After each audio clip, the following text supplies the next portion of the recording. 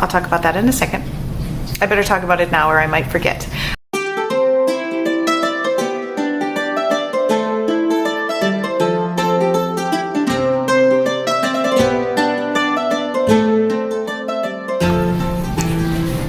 Hi there, it's Christy with the Chirp YouTube channel. Today we're going to be talking about hydration. Kids need to be able to request water in a convenient way. Some of our kids are not very good at requesting yet. They're still in the emerging communication stage, perhaps they're nonverbal. That's fine. We can still find ways to help those kids request water. One of these ways, of course, is the communication book. I have a bunch of videos on this topic because it's a really close to my heart topic. And of course, you can just print a picture of a glass of water or a bottle of water. I don't recommend plastic bottles. I'll talk about that in a second. I better talk about it now or I might forget. I don't recommend plastic bottles. Number one, because they're wasteful, especially the ones you throw away. They're wasteful. They add plastic to landfills when they eventually break down. And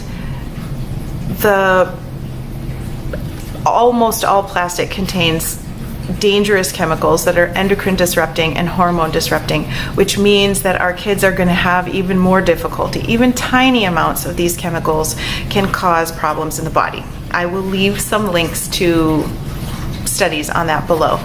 I try to avoid drinking or eating out of plastic whenever possible. It's not always possible.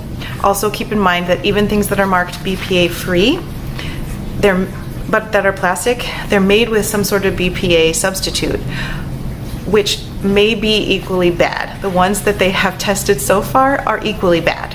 So it may say BPA free, but it's still dangerous. So at the very least, don't heat food in BPA and don't eat food off of BPA plastic. I'll just say plastic, out of plastic.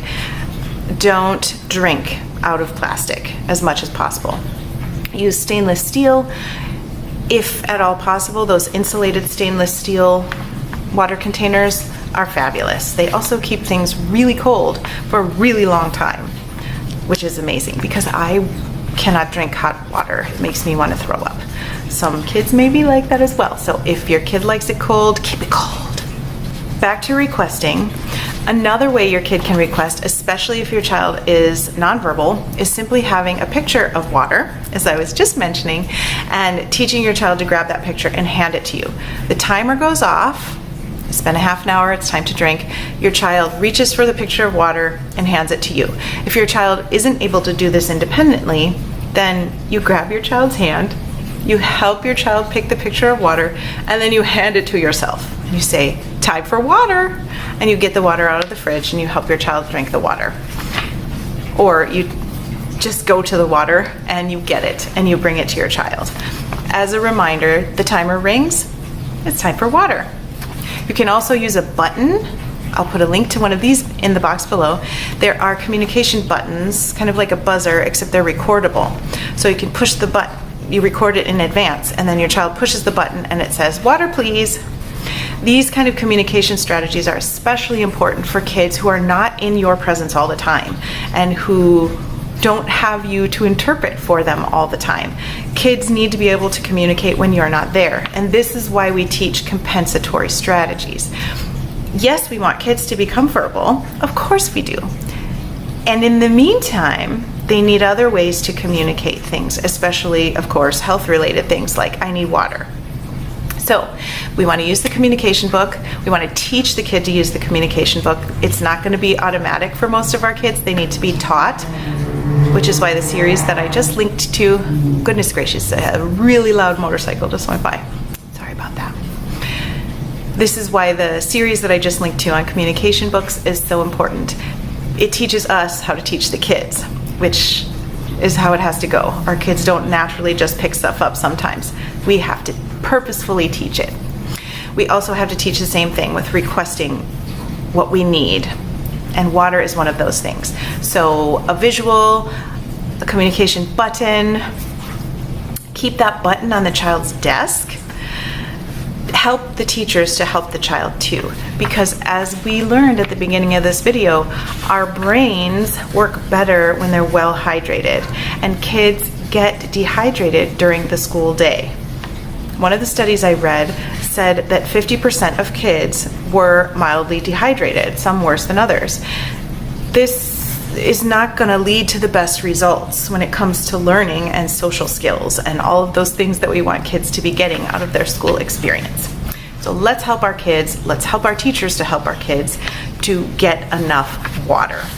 Okay, now this part I need to talk about what things we provide our kids and how to get them to drink water if they are used to drinking sugared, colored, bad beverages that are not as good for them as plain water. Of course, we adults need to deal with this as well. I used to be a soda addict. I usually would only have one can of diet something every day, but I didn't have the best health for a while, and as part of my recovery plan, I wanted to not eat or drink chemicals anymore. You know, man-made chemicals or artificially created things that came from a lab instead of the ground. Of course, the things that come from the ground are also chemicals, but in the manner that I am speaking of, it's something different. I wanted to eat natural things, drink natural things, and honestly, it's been miraculous, the changes that I've seen.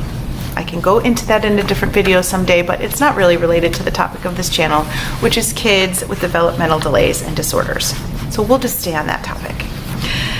So, if your child is currently drinking soda, fruit juices, anything artificially flavored or colored, or even natural flavors or colors, these things are harmful to kids' brains.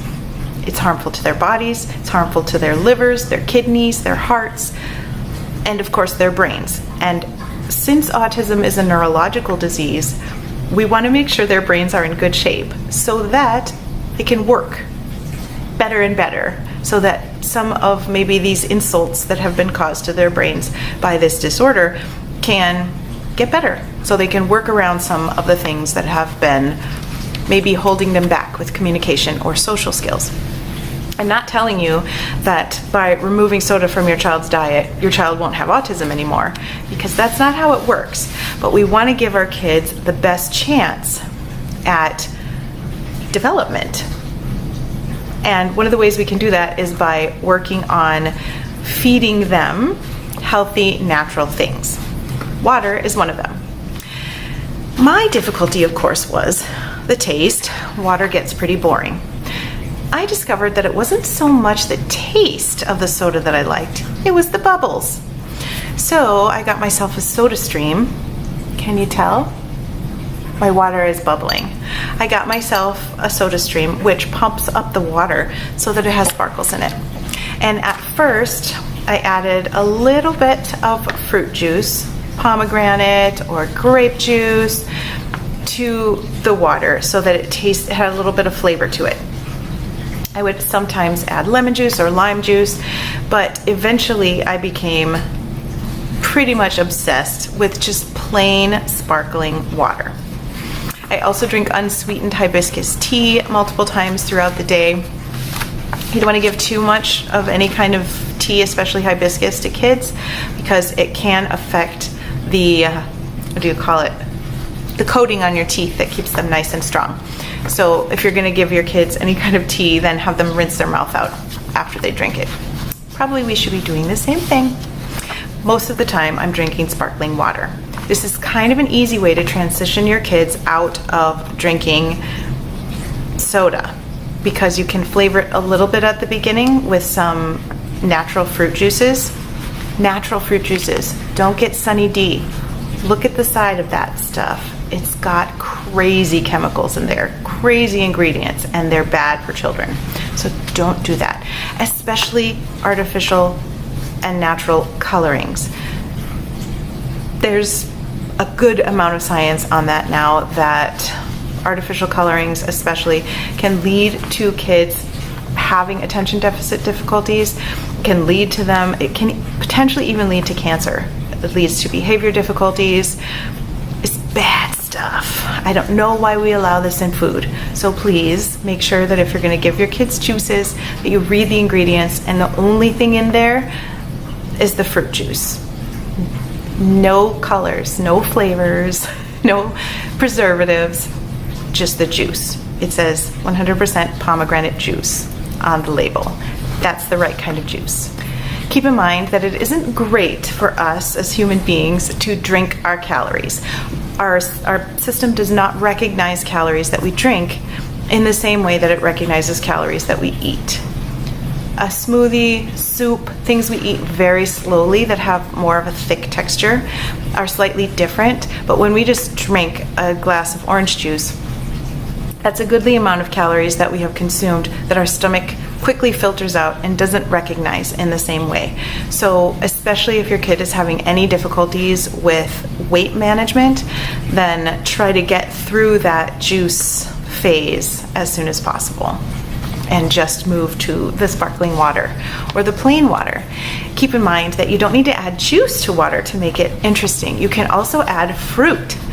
This is really fun.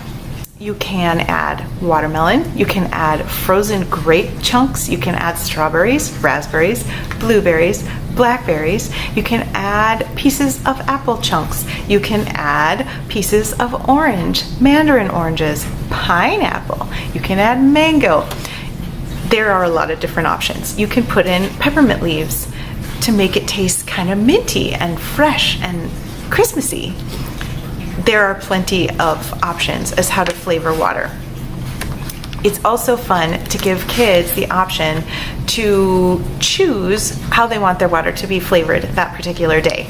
Once again, maybe use a choice board where you take pictures of all the options and let them pick or point to or pick and hand to you what they want in their water that particular day. Then together you fill up the jug, you put the ice in, you put the strawberries in, you put maybe some mint in there, you shake it up, and then throughout the day it's an exciting thing. You've actually created a recipe together. It's cooking, and it's self-advocacy, and it is self-management, it's taking care of ourselves, it's increasing individuality, it's increasing the ability to take care of oneself. It's really great to teach these kind of things to kids. You can also try putting some powders in your kids' water. I'm thinking let me start over. I often put powders in my smoothie in the morning. I'm not talking about those terrible tea powders that are full of nasty, gross chemicals. I'm talking about pomegranate powder. I'm talking about cranberry juice powder. I'm talking about elderberry juice powder. They make the juice and then they dry it out and it turns into a powder. Or they take the berries and they dry them and they grind them up so it's a powder. These things don't necessarily taste so strongly of the fruit, but they add a really lovely color to the water. So it might be fun if your child wants a pink water today to put in some pomegranate powder and shake it up so that the water has a nice pink hue to it. That's another option to make it more fun. You can also choose, of course, to make ice cubes that are in interesting shapes or even interesting colors. You can choose to use particular straws. Curly straws are really fun. And in fact, we drink more when we drink through a straw. So it's a really good idea for kids to use a straw if they can. If your child doesn't know how to drink from a straw yet, this is the hint my dad used to teach me. Put the straw right here and say, kiss the straw. When you kiss the straw, you naturally form a little bit of suction. And that helped me to learn how to drink from a straw. That is our video for today. I hope this was helpful to you. Keep hydrated in this very hot summer weather. Stay well, and I will see you in my next video. Have a great day. Bye.